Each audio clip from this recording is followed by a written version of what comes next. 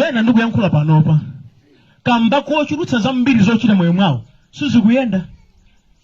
Ine ndimati tikamayenda kwathu kuno chimanga timachiona chambirichi si chathu nchana wake. Ana wake alungu asungu ali kulilongwe sabulizi mene. Wanthu amakwanitsa munda okhala wawo waganyuso kukhala yomweyo munda pomwemo. Ndipo asamala mbeuzo bwinobwino ana wake atabwa nchigali mazani kuti adzatenga iyo kumakhala panda kanthu. Panopa kuti pili mwachipa chimanga ife nchocho chana wake. Chana simene Yehova amati muzikati ayi. Mulungu adapatsa wina aliyense kukhala wanzeru chili ndi mutu chili ndi nzeru. Ndi mmene Mulungu adatani kodi adayikira. Koma chifukwa chofuna kuthandiza moyo wathu kuti ukhale mu uchimo ndizimene zalipwetekazi. Ndimati ndikuwuzeni tchimo lina lililonse limampangitsa munthu adzana ngati lishasha kumapeto wake amazunzika nazo.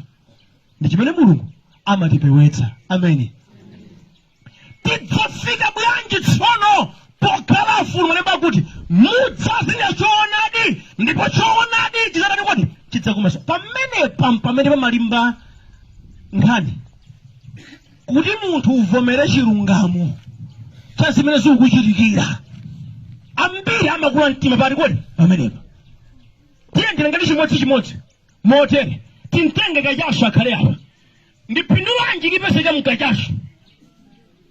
Sumabona ndi pamonyezi milanga modzera sopo ni phindu limene munaona. Ndi phindu lanji lopeseka mkachashu tali kambere chilungamo. Okondedwa ena panopa ndi mashasha amaledzera kwambiri zedi. Mwalondo ole mukapita kunyumba kwawo nkana chimbudza alibe mwa nchimangachi. Duka mbedesi ndizoona. Mbale zimama majira kunyumba kwawo zopita chisoni. Ndi udolo wanji meneo.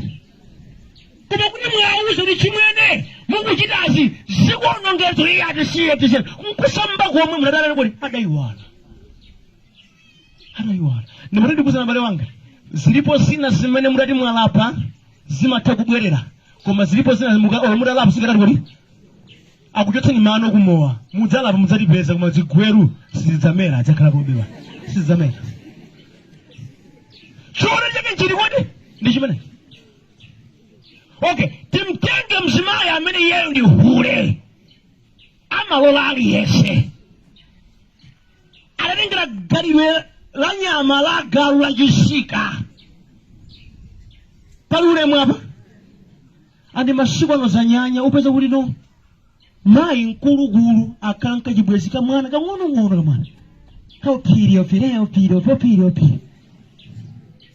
bambo mkulukulu kanka chibwezi kamwana katekene.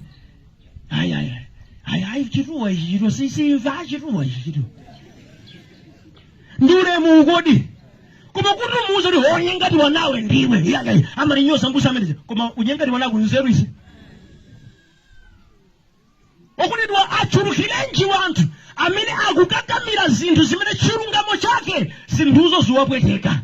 Okay, funso lina mupindula chani pokwatira.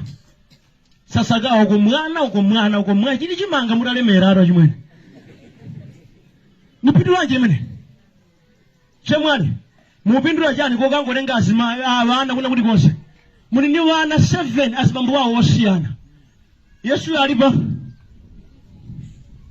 umana mzayo gogo kalera wanawo wanu vitukulu mwanyadira mbumba uhuleo chilungamo chake ndichitiwani ndi chimenechi.